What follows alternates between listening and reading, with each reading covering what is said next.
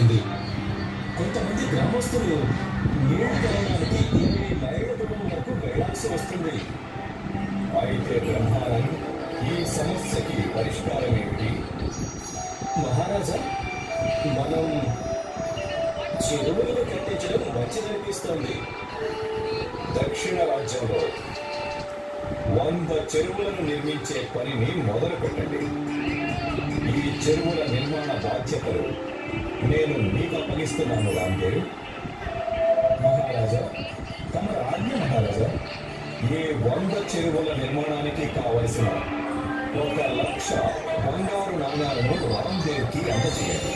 రామ్దేవ్, నువ్వు ఈ చెరువుల నిర్మాణ కార్యక్రమాలు 6 నెలలలోపు పూర్తి చేయాలి. ఎందుకంటే 6 నెలల్లో వర్షాకాలం వస్తుంది కాబట్టి. అప్పుడు ఈ చెరువులు నీటితో నిండిపోతాయి. నువ్వు త్వరగా పని మొదలుపెట్టు. అలాగే మహారాజా.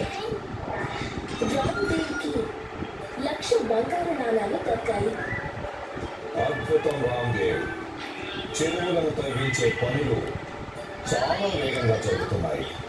అవును మహారాజా, ఇప్పటి వరకు 10 చెరువుల పని పూర్తయింది. పైగా ఈ నెలలో మరో 30 పూర్తవుతాయి. చాలా మంచిది. నాకు చాలా సంతోషంగా ఉంది. 6 నెలలు పూర్తయ్యాయి. ఇక ఇప్పుడు రాజ్యసభ మళ్ళీ సిద్ధంగా ఉంది. ప్రణామాలు మహారాజా. మీ ఆదేశం మేరకు నేను 100 చెరువుల నిర్మాణం పూర్తి చేశాను. చాలా మంచిది. మహారాజా, నాది ఒక విన్నపం. మీరు ఒకసారి చెరువులను వీక్షిస్తారా? అలాగే, తప్పకుండా. తర్వాత రోజు మహారాజు ఒక చెరువు దగ్గరికి వచ్చారు. అక్కడికి వచ్చి ఆయన చెరువుకి హారతిచ్చారు. ఆ తర్వాత ఆ చెరువులో నీళ్లు కూడా తాగారు. రామ్దేవ్, నేను ఒకటే ఆశిస్తున్నాను. ఈ 100 చెరువుల నిర్మాణంతో మన ప్రజలు అందరూ సంతోషంగా ఉంటారనుకుంటున్నాను. పైగా మన దక్షిణ రాజ్యంలో ఇక మీద నీటి సమస్య ఏదే ఉండదు అనుకుంటున్నాను. అవును మహారాజా. మరో 6 నెలలు గడిచాయి. బ్రహ్మానం, దక్షిణ రాజ్యంలో దొంగతనాల సమస్య ఎక్కువైపోయింది. మా ఆదేశం మేరకు మీరు అక్కడికి వెళ్ళి మాకు అక్కడ పరిస్థితుల గురించి పూర్తి వివరాలు అందజేయండి. పైగా ఆ దొంగల గురించి కూడా వీలైనంత త్వరగా తెలుసుకోండి. అలాగే మహారాజా, తమరి ఆజ్ఞ. బ్రహ్మాండం దక్షిణ రాజ్యంలోని ఒక చిన్న గ్రామం చేరుకున్నారు. అక్కడ ఆయన చూసేసరికి జనం నీళ్ల కోసం గొడవ పడుతున్నారు. ఆయన వెళ్ళి గ్రామ సర్పంచ్ను కలిశారు.